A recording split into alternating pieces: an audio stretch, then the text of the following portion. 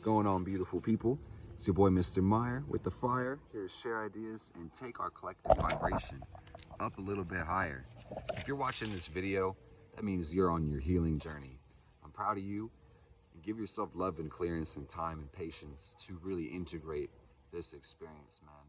The healing journey is not one of the easiest, but in a roundabout way, this is the path of least resistance. So before we go any further into the things and the tips and the tricks and the procedures of opening and healing the heart, we're going to set up sacred space and consecrate the incense. So in perfect love and truth, we consecrate this incense with the energy of Chiron and Scorpio to bring the deepest healing into our lives on all levels of correspondence for the best and highest good of all, with harm to none.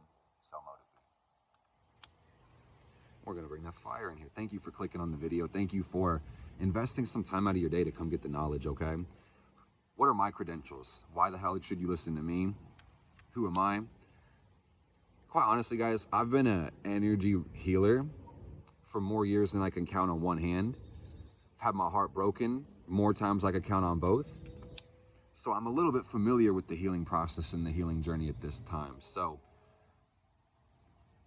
the healing journey is a non-linear journey. And before we really break it down, we got to keep in mind what a journey is. It's a journey. There's no destination. And when you understand this off the rip, you're going to save yourself a lot of frustration, disappointment, and justified resentment you hold to yourself. I quote, because there's no such thing as justified resentment, okay? So there's no one size fits all, and healing is an everyday journey. I mean that 1000%. A lot of us are called to the path of healing, aka you will know if you feel it in your body that you are a healer. Sometimes our trauma, our pain, the heartbreak happens to be an initiation into a part of our journey, so we can gain tools and procedures to assist and help others, okay? You can read about Chiron and maybe see that a picture is worth 1,000 words, and sometimes a story is worth 1,000,000. But basically, healing and opening the heart starts with choosing love for the self and choosing love for others. This is not necessarily easy, and this might not even make sense to some people. Like, what does this mean? Love is truth.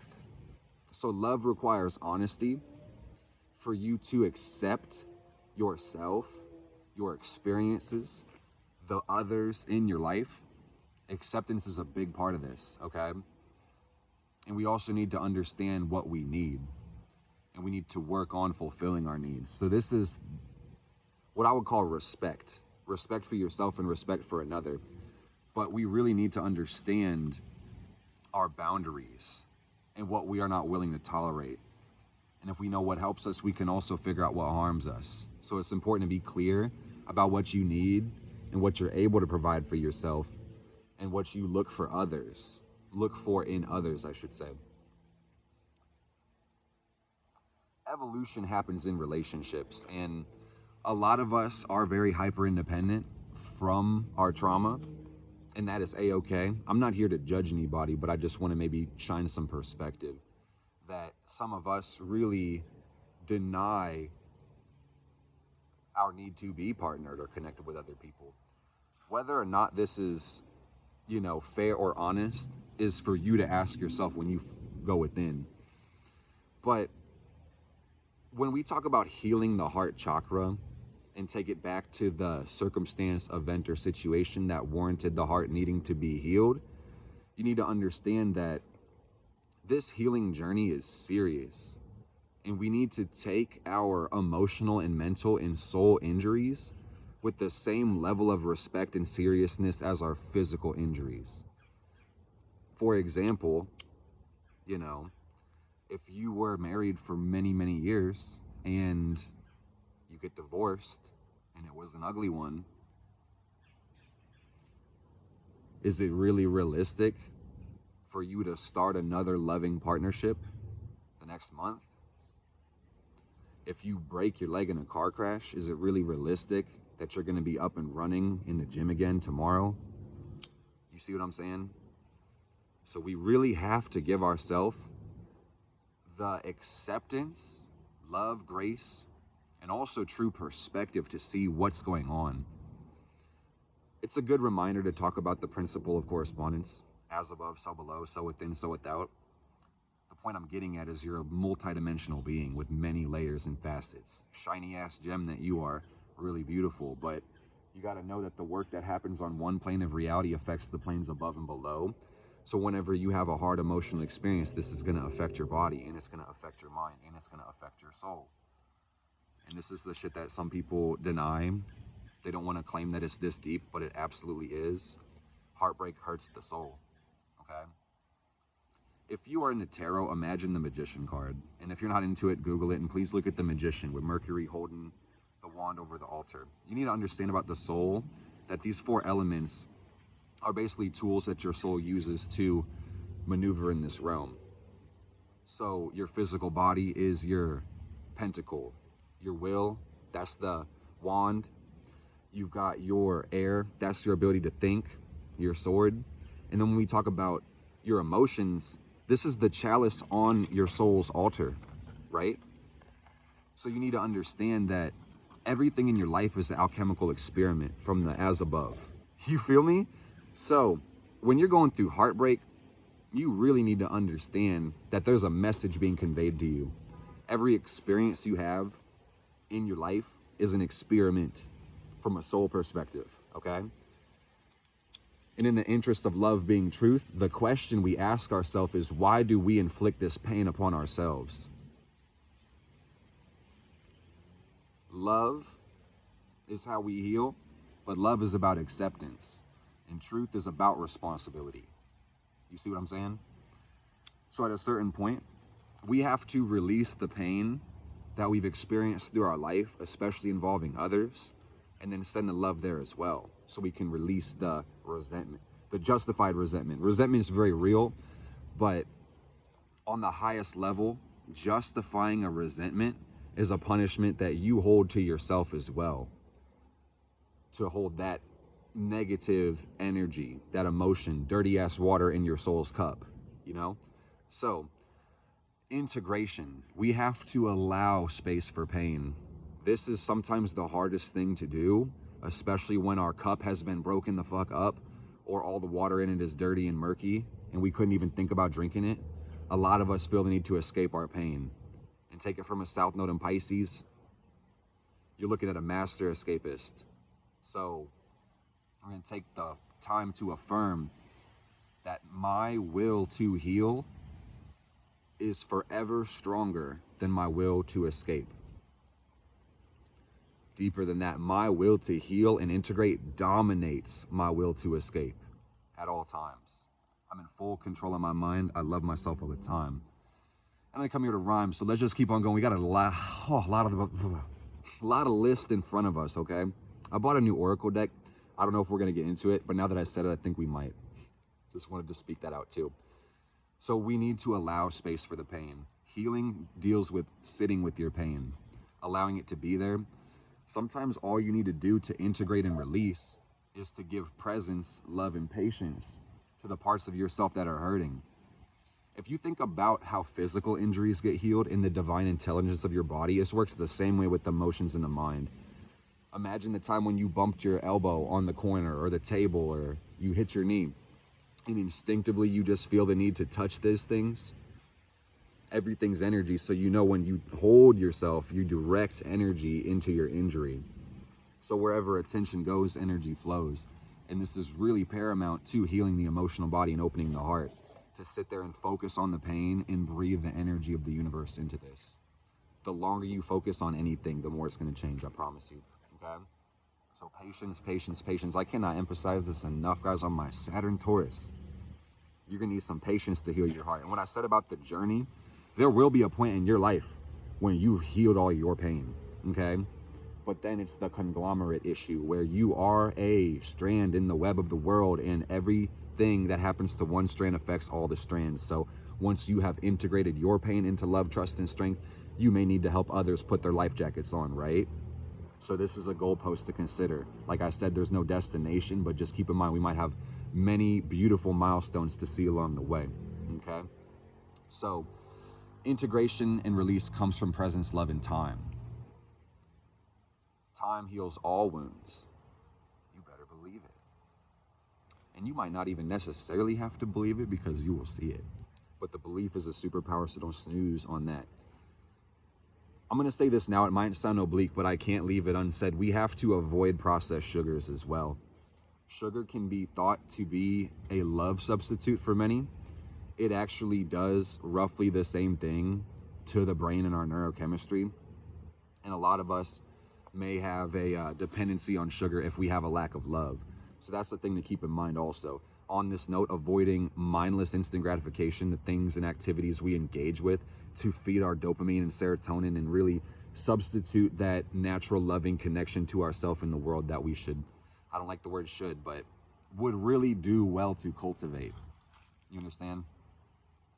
So when it comes to indulgences and finding pleasure, dealing with the Venus energy, we have to ask ourselves, why is it that we do that? And this again goes back to the idea of acceptance and accountability and taking full responsibility for yourself and your needs and how you show up with other people in this world, okay? So, love is truth. This requires honesty to yourself. You need to accept yourself. And once you love and accept yourself, you will begin the process of being able to love and accept others. It sounds cliche, but you can verify through your own experiences that you can't love others until you love yourself. You cannot give what you don't have. And these are simple facts, quite honestly.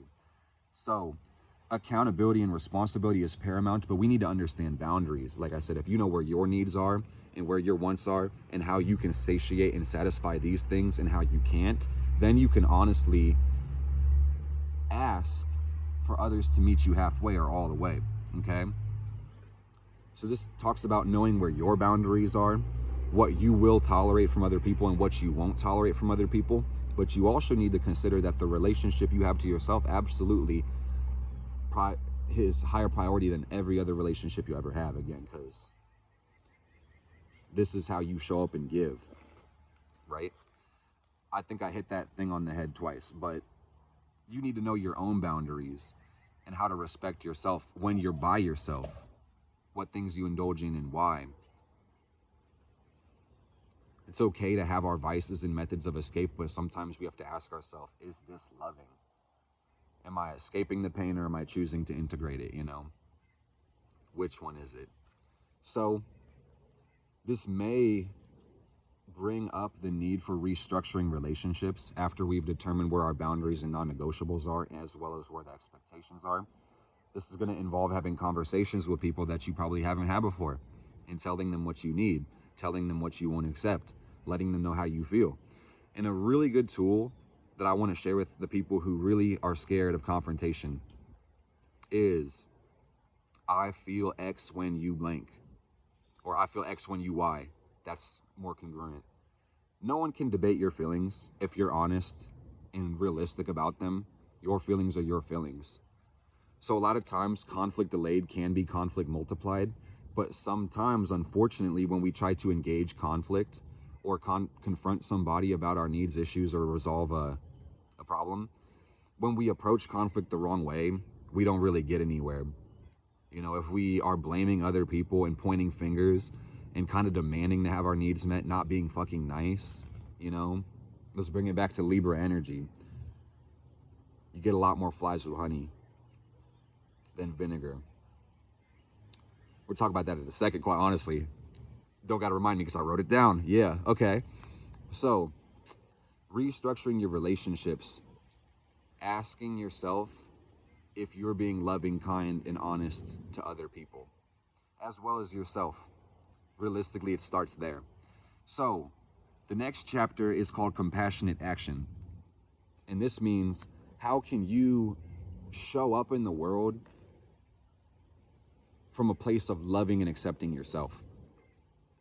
The first thing you're going to want to do to unblock the heart center, this chakra deals with connecting to the world, guys. The first thing we're going to do to unblock the heart is release our pain and anger. You know your heart's blocked up when you're mad as fuck and you're just seething or brooding, okay? And anger, in a roundabout way, is that punishment we hold to ourselves for the actions of other people. It's okay to be angry. You have a right to be angry.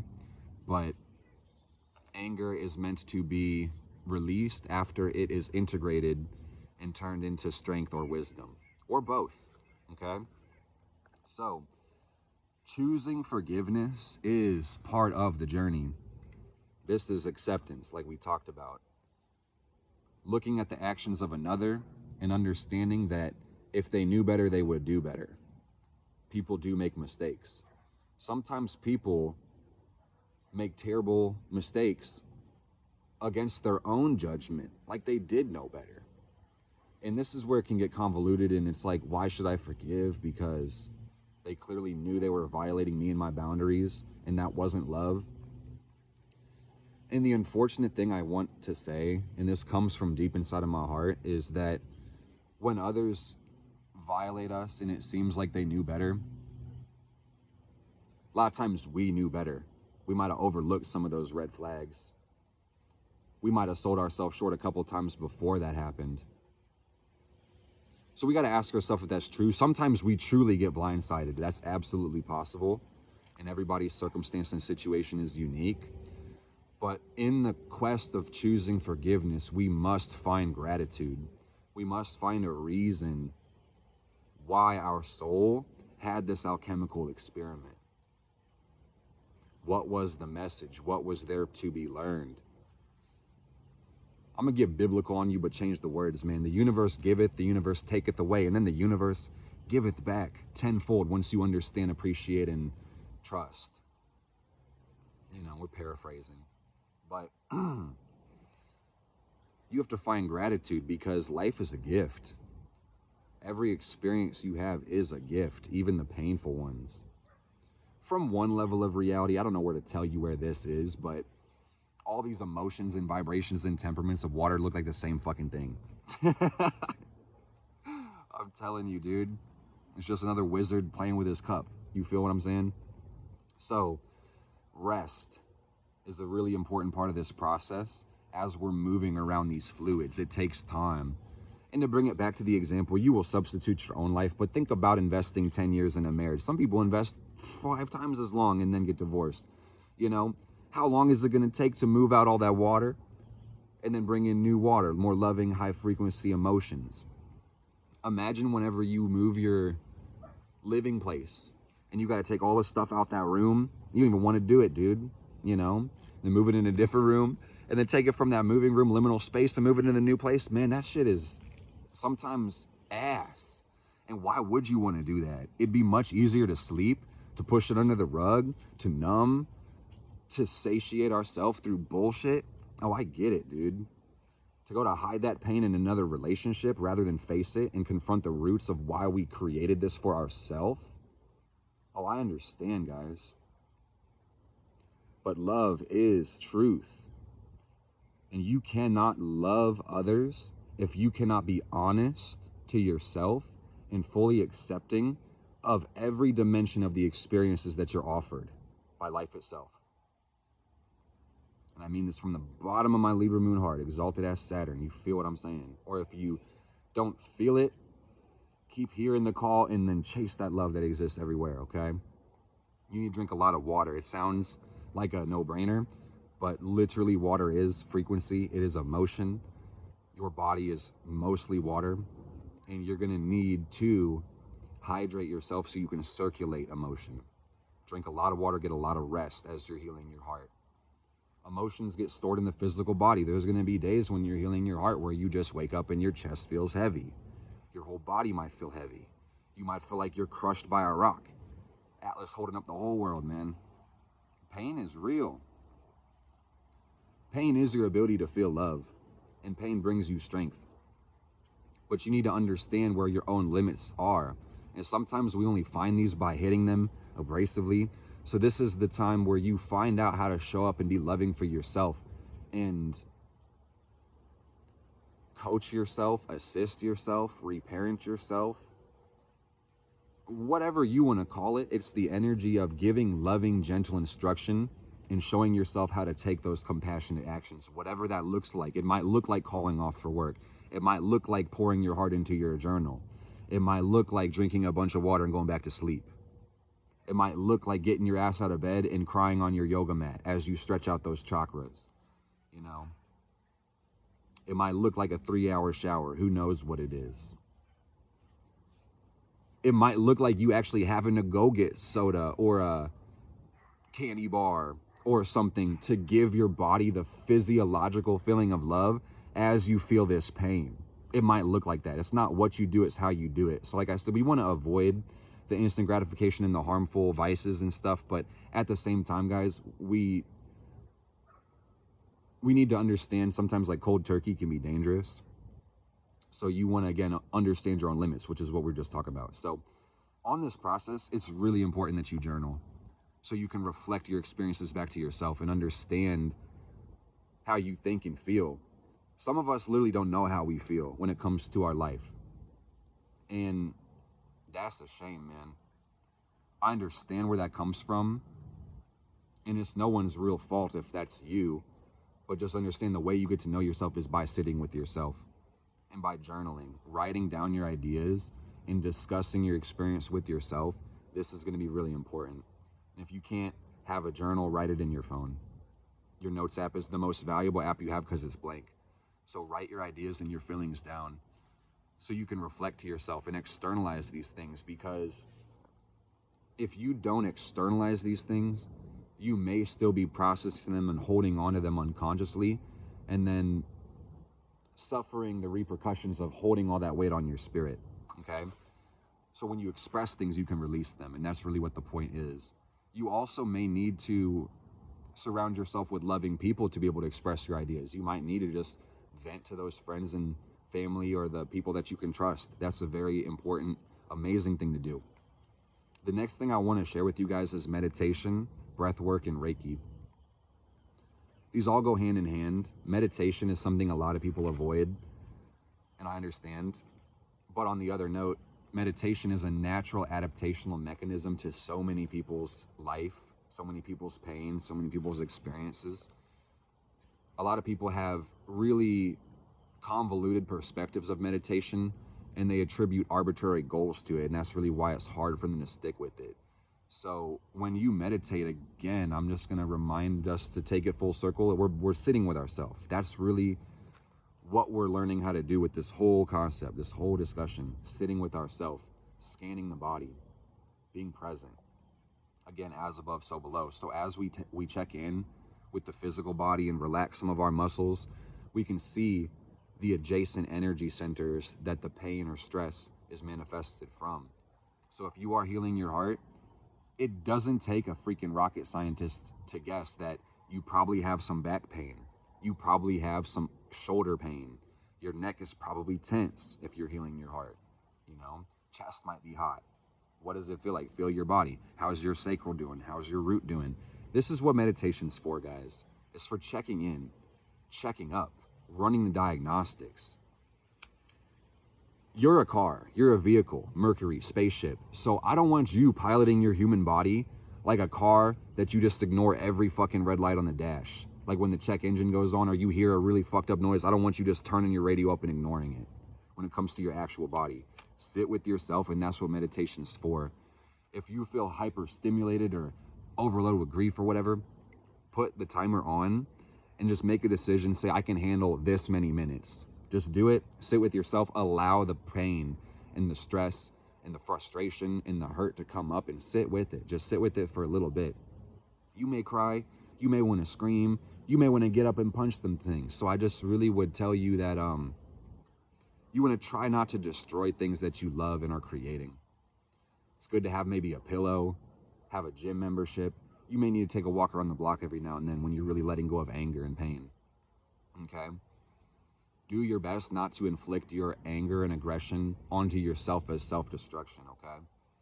So breath work is another thing. Everything's energy. So as you breathe in from the world outside of you and send the breath into the chakras or parts of your body that are hurting or stuck, this is how you're going to feed your soul, feed your aura, and release the pain.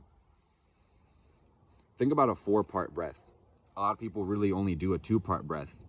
And it's not that we're breathing wrong necessarily, but breath work is the concept. There's certain breathing techniques we can do that work on certain parts of our body. So rather than just inhale, exhale, consider the pauses between these two. Inhale, pause, exhale, pause. The stillness between the in and exhale is really where energy is cultivated and moved.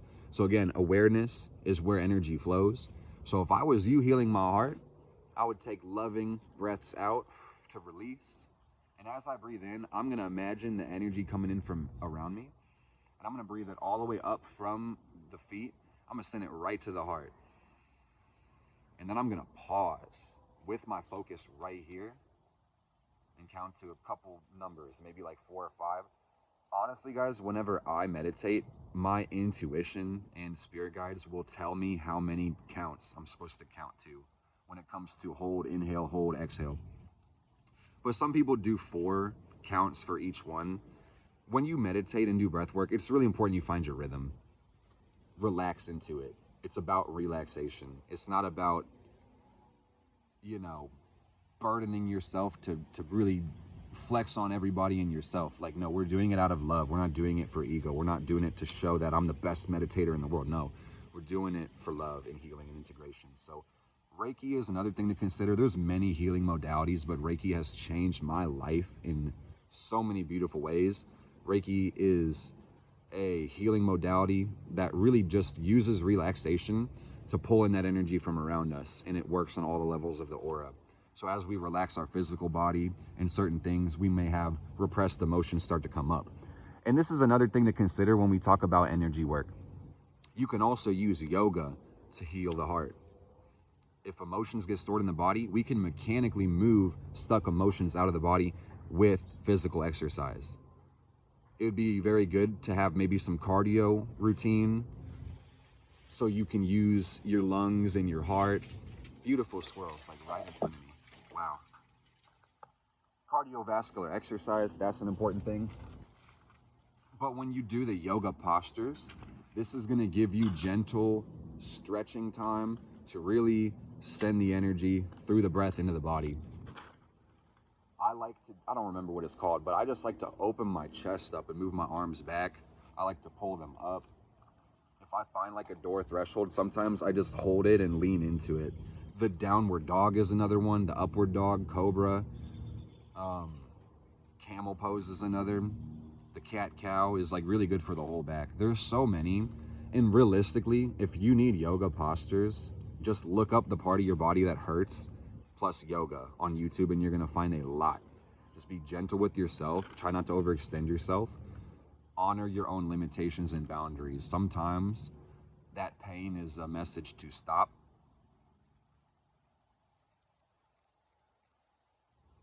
And the funny thing, it's not funny, haha, it's funny weird, and it sucks.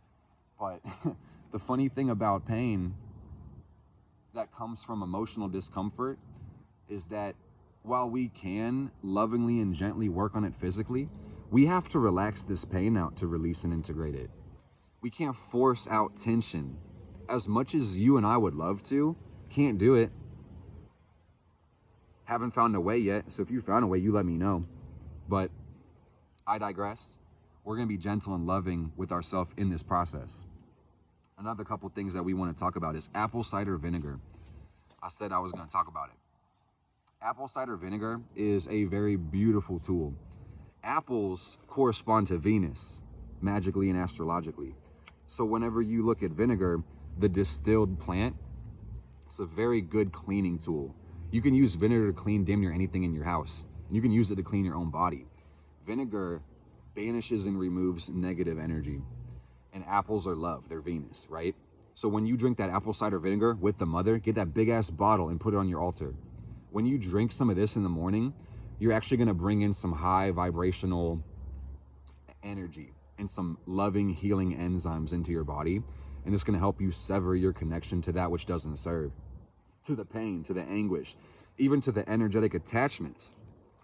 Because on the rewind of restructuring relationships, this might look like a cord cutting that you need to do also if you're healing your heart. If it's bad people that have inflicted pain willingly on you or even unconsciously, maybe we need to call our energy back too, and that might be a big part of it.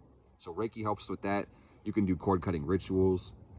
We might have to make that a whole video in itself, but the apple cider vinegar is a really good way to energize your body and disconnect from the negative vibrations. Sometimes we can suffer from the inertia and the momentum of having so much pain inflicted upon us, man, that creates inertia and stuckness. And then we just feel like, God damn, can somebody help me? Apple cider vinegar's got your back, dude. It's worth every fucking penny. It's so damn gross sometimes that you're gonna like cringe even thinking about it. But I'm telling you, dude, when you really just bite the bullet in 1, 2, 3, chug it, try not to chase it with water also. Do it if you have to. But if you really just let this sit inside of your body, you'll get the chills. You'll feel how good it feels to have that love, that rush, that energy come through your body, okay? I also want to talk about crystals. We could really talk about crystals all fucking day. So I'm just going to give you a couple of these. If I miss any or you want to throw in your 2 cents in the ones that you really like for healing the heart, please let me know. But I have 2 sets of 3 and then an honorable mention that doesn't really fall into one of these sets, okay? So the sets are for basically the same reason. First 2 crystals, rose quartz and rhodonite or rhodonite. Very pink stones, very loving stones. The idea of keeping crystals around you to help you heal is that these are all energy and they have a specific vibration as well and a crystalline structure. So as you put these into your aura, into your energy field, into your space, this is sympathetic harmony and called resonance. Same way when 2 clocks, like mechanical clocks, are sitting next to each other, they will eventually sync up and match each other's rhythm. So as you keep healing crystals around you, same thing happens to you. Rose quartz is pure unconditional love. So you're going to get a necklace and you're going to keep that right on your heart, okay? Get as much rose quartz as you can, dude. If y'all find a way to inject that shit, let me know. And I'll be first one in line at the office, okay? Getting that goddamn procedure. So, rose quartz and rhodonite. I think the rhodonite is a little bit more gentle and a little bit more loving. That rose quartz is so strong, guys. I think a lot of us who have started a crystal healing journey probably have this. It's one of the most popular stones. Don't snooze on it. It's so powerful. Keep it charged, keep it cleansed. You can look it up. I could talk about it, but let's keep it concise. So now we're going to talk about purging. I have 2 for these. That's going to be malachite and healer quartz, okay? Malachite has a really high copper content. It's very green, very loving and rich. Copper is very conductive. So as you hold malachite on you or on your person or in your environment, it raises the electric conductivity of your body and it actually pulls out repressed emotion. It's a purging stone. When I meditate with my malachite, I'm wearing some right now, quite honestly. When I work with the malachite, I can feel my body buzzing and vibrating. And there will be times, you know, on the healing journey, if I'm full of pain, where it feels like the buzzing is happening around the energetic mass in my body. And after it buzzes too much, I'm crying. Oh my God, now I'm coughing, now I'm sneezing, shitting my pants. Like, it's a lot of energy coming out. So malachite is really powerful. A lot of people don't like this stone because it's unapologetically transformative. It's like, face the music. I don't care if you're ready for it or not. I'm ripping the band-aid off and we're gonna deal with it today. So malachite has been one of those stones that I've had to take breaks from every now and then. Sometimes I'm like, I love that I'm healing, but I can't cry all day. I have clients. I have a Zoom meeting or something like that. You know, I have to hold it together. So sometimes the malachite is like ripping off the hole on your bucket and letting all that toxic ass water fall down. So I got 2 cards. We just dropped this on the ground. Midnight and Spider. Midnight is the most magical hour of all. And this is a sign to also make sure that we allow ourselves the reflection and contemplation and give ourselves maybe some deliberate isolation to work in those later hours of the night to help us reflect and contemplate and connect with the more shadowy parts of ourselves. Also got the spider. Looking at patterns is the first thing that gives me. Web weaving and community. So another signal to reach out to the loving ones in your life and understand that in your process of healing your heart, you will never be alone. I promise you that. Sometimes that's consolation prize to those who are suffering very much, but I promise you that you are not alone, no matter what you suffer through, no matter how weird, how different, how unprecedented your pain or circumstance might be. Somebody can relate to it, I promise you. And unfortunately, now that I'm saying this, just to make this concise and not leave it unsaid, when a lot of people have their hearts hurt and broken by other people, or we experience a violation or abuse or something like that, man, forgiveness is really the challenge.